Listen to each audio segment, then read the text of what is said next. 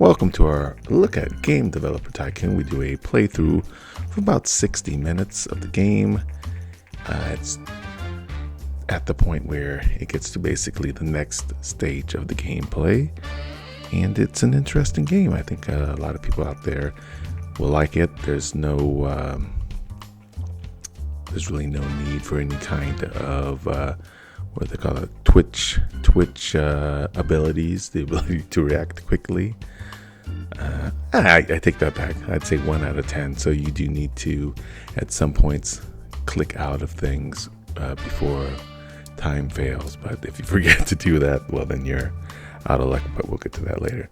So essentially, start the game as a beginning game developer way back in the 80s, and I believe it's the 80s. And you go through and you make simple choices. What platform you want to be on. In this case, you start with basically a Commodore 64 or a PC. Now, they do mask the names of the actual game developers and game systems and things like that, so you don't so they don't get sued. I guess they're afraid of being sued. But you go through this sort of the history of gaming when you play this game. So if you're interested in that, I think that you can see how games have sort of developed over time and the choices that game developers have had to make over time. Because, in hindsight, if you play games in hindsight, or anything in life, you may think you know what the answer is or know what the answer is now, but getting to there, it's never as clean as we would like it to be. It's one thing you learn over time.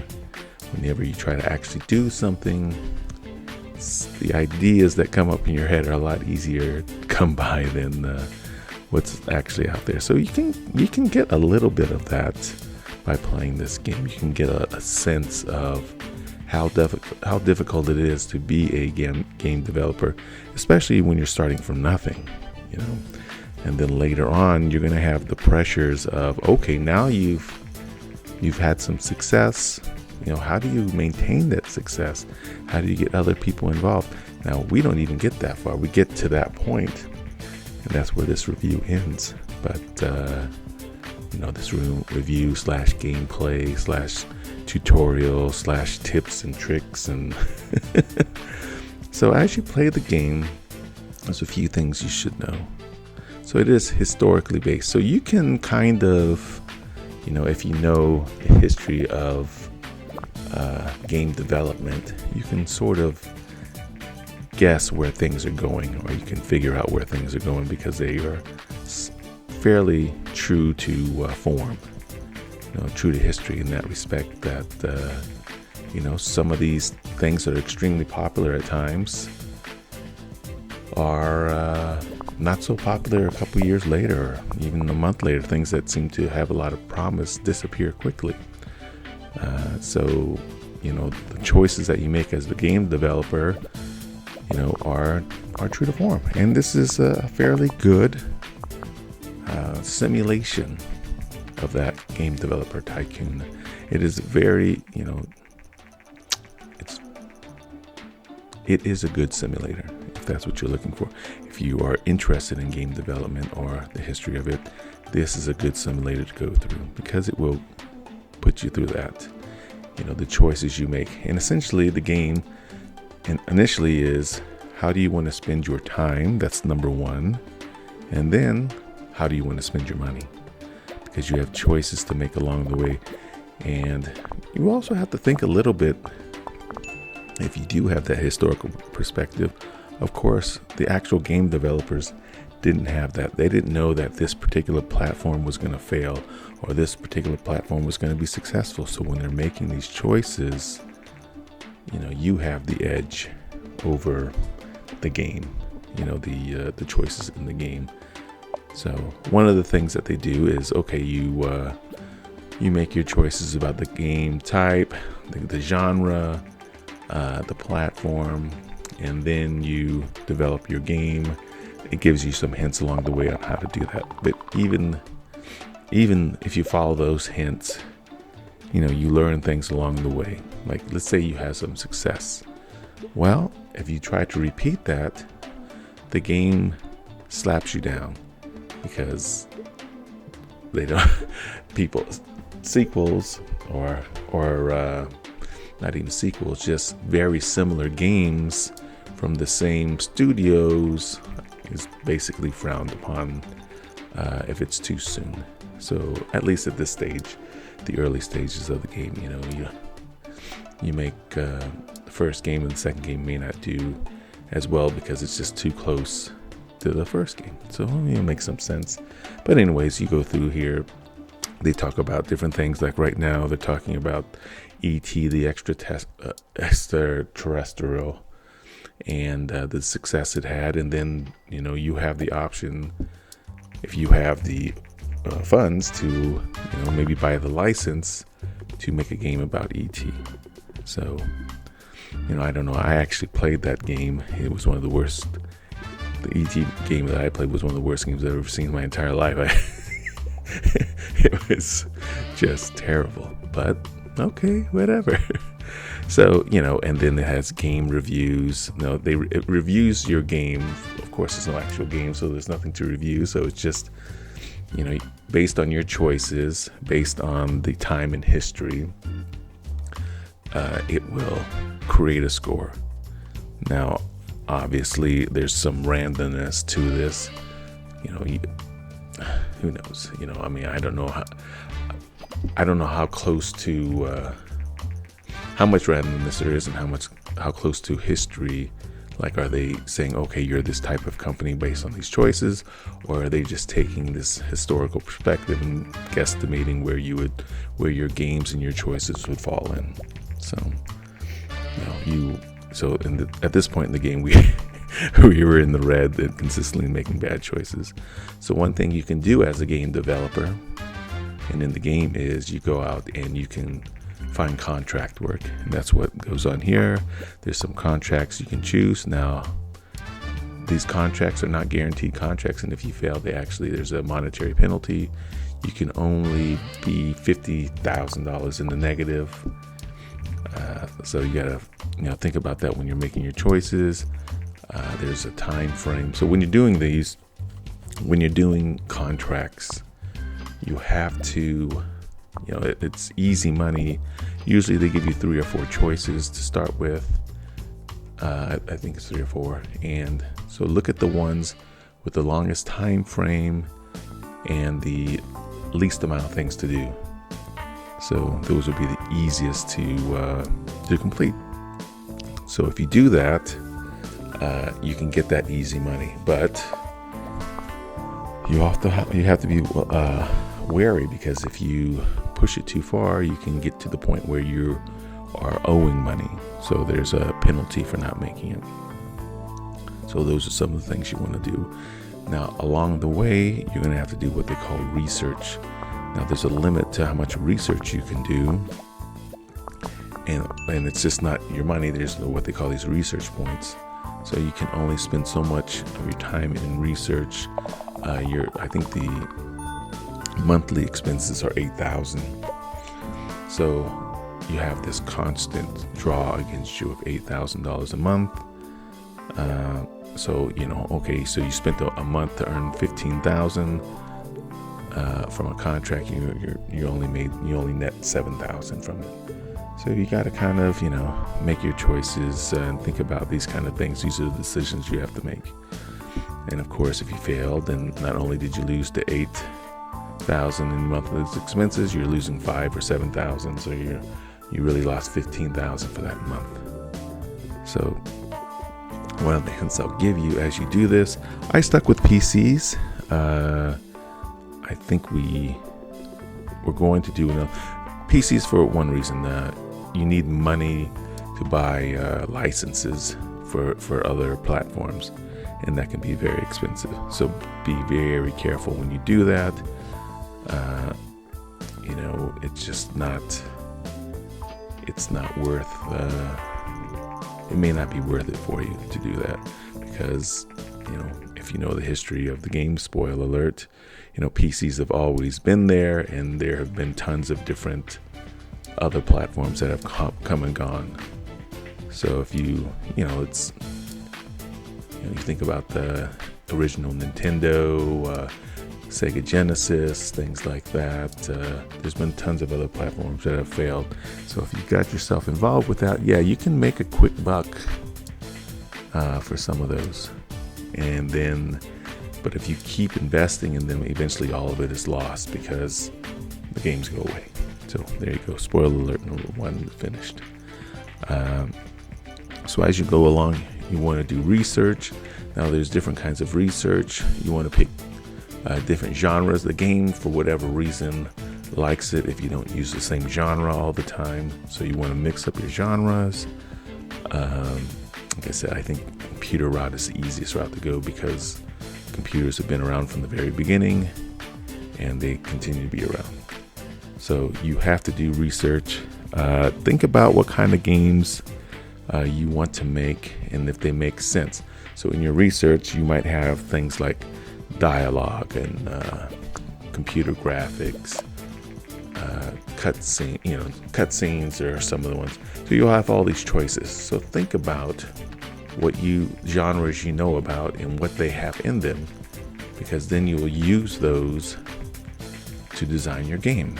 So how do you use those? Well, the best way to use it, eventually you're going to want to have to create your own game engine. So, when you do that, when you create your own game engine, it's very expensive, it's time consuming. So plan on, only create a game engine that is going to incorporate, this is the mistake we made, it's going to incorporate all of the research that you've done. So you can sort of stop, everything should be pointing at something. And then you say, okay, my game engine is going to incorporate all these things in my design, when I make the game. So, it's just a logical conclusion, right? But that's what you have to think ahead. So look at the cost of all of these things, because you can't just do it. You can't just incorporate these things, a lot of the research. You have to actually build an engine to then incorporate it. So think about that when you're doing it. Otherwise, you are just wasting money. So, ultimately, that's how success is judged in the game, by how much money you're making, or the ability to at least survive. So that's basically tip number 1 is, as you're doing research, realize that basically you're going to have to spend the money twice. So, if you're, you can create a bunch of different games and then say, okay, I know that role-playing games about medieval times, they like to use quests, they like to use levels, they like to use 3D graphics at this stage. So okay, I'm going to put all those ducks in a row, and then once I have the ability to create the engine, and then so you have to do it a few times, right? You have to do the research, you have to put it in the engine, and then it may actually even cost more when you put it into the actual game. So there's just money on top of money after money. But once you have all those in a row, then you can actually make that game, and the payoff can be pretty big. And also, and this was the only timing issue that I saw in the game, was marketing. So marketing is one thing you can research into, and once again, you're going to spend money to research marketing, and then when you use marketing, it's going to cost you money. I think it's like $50,000 minimum to then market your game. So you can decide when you want to do the marketing, but it doesn't just automatically come up at some point. You have to actually go into the marketing during your game development and then hit marketing. 50,000, 150,000, I think 500,000. So those are just choices you make along the way. And hopefully you're only marketing your best games, but you can market whatever you want, I guess. But I mean, that was kind of the plan, is to market your best games. So there's other features besides that, but those are the keys to making it to the next level. And the next level, I think, is when you hit $1 million in your bank account, and that's when I think it is. I'm not. That's happened to be when the game offered it to me. So right now, I don't know if I had said this earlier, but the game speed is approximately double what it actually is. It's not a quick moving game. I just put it at double. So, and you can see here I get just tons of bad reviews. And the game will offer you things that are bad. Like it sends one of the... I actually had a little bit of success about 15, 20 minutes into the thing. And then it says, oh, do you want to make a sequel? Sounds good. So I spent money to research sequels. I made a sequel, and then it gave me the worst reviews. Right? It says, way too soon. Way too soon to make a sequel. I didn't have that idea. You did. But, it punished me. It cost me a lot of money, and, get you close to bankruptcy every time you make a bad every time you make a bad game. You can, because the games kind of get more and more expensive as you go. You create these engines based on your research, and so you have to add everything in, that points toward whatever game you think is going to be successful. So, something to consider. But we did not go any of the other routes. I tried to. I just didn't. I don't think I had the money, or it just didn't make any sense at that point to create a game for. I don't think I did. But here you go. There's here are some of the things that you look at. Like, I didn't realize. Oh, I need an engine that incorporates everything. I can't have an engine that is just for 3D games and just for dialogue and just for this, because I want games that have all of them in it, right? I want games that incorporate everything, or at least has the possibility of incorporating everything. So, we spent a lot of money. I think I had 7 or 8 game engines within the hour that I played. So, and the game, here's another tip or trick. The game would like you to change the name of the game that you create. It doesn't want the generic name for whatever reason. I mean, it kind of scoffs at you when you do that. I never changed it because I thought it was kind of funny to get the, I got 9 out of 10 stars, I think. Spoiler alert. I got 9 out of 10 on one of the games, and they're like, oh, it's much better than they put, actual effort into the game, unlike they did for the title. So there's one other quick tip, and the game actually gives you the tip, and it's kind of funny. They have the this bug feature up there. Now, when the game will say it's finished, and if you're not paying attention and you hit the finish button before you look at the bugs, you could be releasing a game with bugs in it. So if you do that, you're just sabotaging yourself. And hey, it's it is what it is, right? You just released a game with bugs. So what do you expect? People are not going to like the game.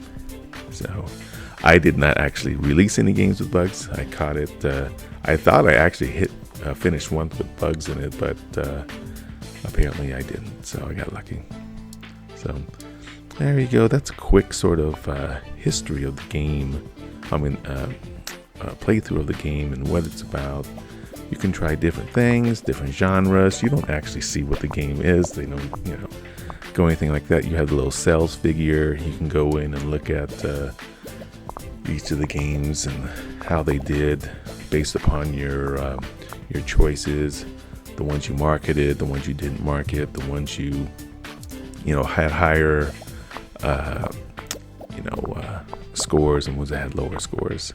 The ones you spent more money on, the ones you didn't spend more money on.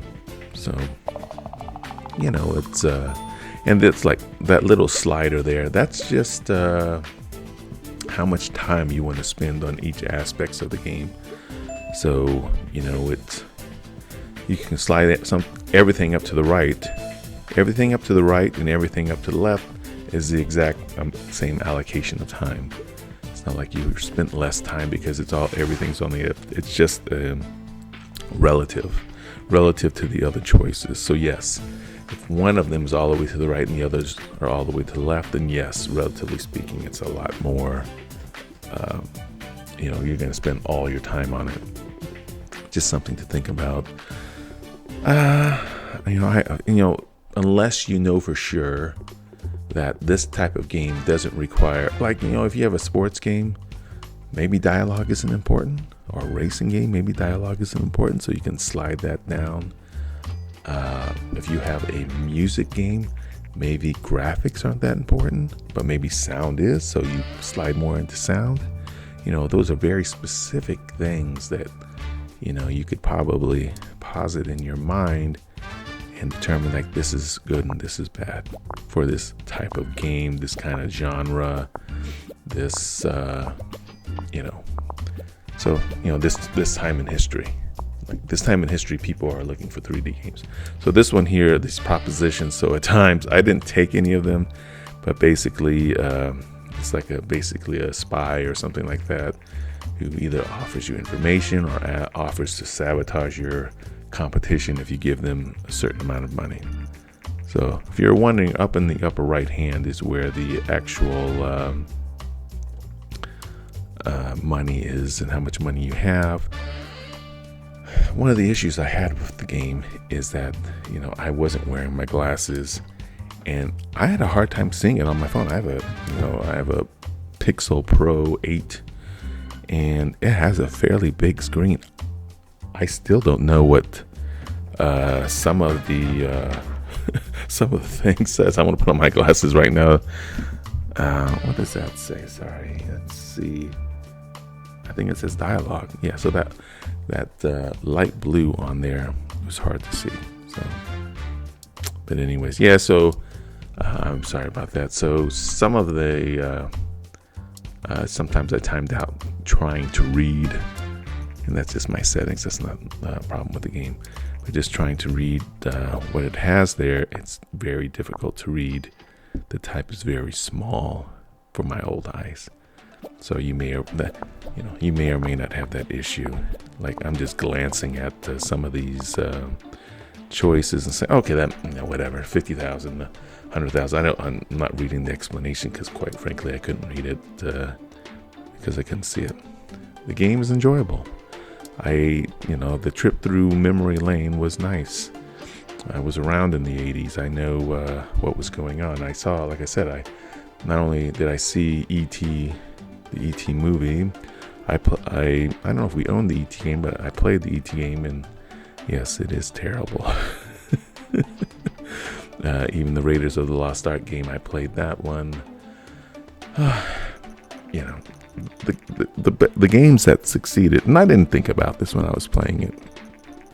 I played those N64 games. I played the Atari games. I played the PC games. Not too many games on the Mac, but Quest. I think that was the name of the game. I was thinking about a text-based game from the 80s. I think it was called just generically Quest. And sorry, just a side note. But yeah, that's one of the options that they give you is text-based games, because those were a real thing in the 80s, and I played them. I enjoyed them, but I had forgotten the name of this one. I think it was called Quest, and it lets you literally write your own quests, but you have to know how to program. I think it was in BASIC. So yeah, that's. I think this is an excellent game if you are into games. If you're into, if you've ever thought about, game development, or I'd like to see this when I play a game, or this would be better. If you've ever thought about the process or the history of game development, this is a game that you're going to enjoy. Because if you might need a magnifying glass, if you really, or you have to change the colors or something. Like I said, I can't read that where it says dialogue. I think it says dialogues. I'm not certain what that says. That even on my screen here, I can't see it because it's, I'm looking at a mini screen as we do this. So anyways, we had some success in the game towards the end here.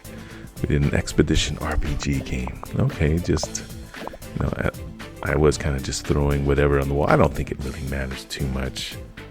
Maybe you align with what the history was successful in gaming, and the computer gives you, the simulator gives you a little extra points for that. Okay, great. But I wasn't thinking about that at all. I wasn't thinking, okay, well, Ultima 4 was released in 1994, and it was, extremely, and this is the kind of game it was, and it was extremely successful, so I'm gonna make sure I designed that game, and that never really crossed my mind, but it did cross my mind, like, okay, this is the kind of graphics that were in use here, so, when you're doing your research, maybe your game is cutting edge because it's a little bit ahead of everything else. Your graphics are a little bit ahead, like I was using 3D graphics in the early 90s in this game. So, okay. Well, originally I thought it was, but I wasn't because I hadn't created the engine. So hopefully you don't make the mistake that I did. Like I said, you can learn from this game. I mean, as far as, how companies make decisions. How would you make decisions? What kind of decisions? The game has simplified those decisions for you, but there's still decisions to be made. Of course, the real world is a lot more complex than what's going here. If I had really started a game development company back in the 80s, and I was $49,500 in the red, and if I lost 500 more, I would be bankrupt, then yeah, I probably would be bankrupt because I would just be so frightened to do anything, right? So yeah, it's it puts you on the spot. Hopefully it humbles you a little bit, helps you realize that even with a historical perspective that you can rely on, this isn't easy. Business isn't easy. Game development isn't easy. If things were easy, everybody would be doing them, right? If making $1 million in game development, which I think we wind up doing here, was easy, then of course I would have been a game developer. I was the right age. I could have been a game developer, but it certainly wasn't easy. Maybe I should have done it though. Thinking back on it. It's not too late. I can hire somebody. I've made enough money in my life to hire people actually to write the code, or maybe ChatGPT will write it for me, or Copilot, or whatever else is coming out. Obviously the graphics are simplistic. There's nothing graphically intense with what we're looking at here. It's nice. This is nice. I don't know how old this game is. The coloring isn't bad. You look at what looks like a car, so I'm assuming you're supposed to be in your garage, which is where like Hewlett Packard and I think Apple got started. I named my company Pear just for because of Apple. That's how dumb I am. So anyways, yeah, give it a shot. If you've made it this far, I'd recommend giving it a shot. This was available for free, as part of my Netflix subscription. That's why I downloaded it and played it. I don't know if there's commercials or anything like that in the non-Netflix version, but in the Netflix version there isn't. So if you have Netflix, definitely just download it, give it a try. If you're interested in gaming history or gaming development at all, if you're not, this is not for you. There's really no action in this game. It's just a thinking person's game, and that's it. There's nothing else in this at all.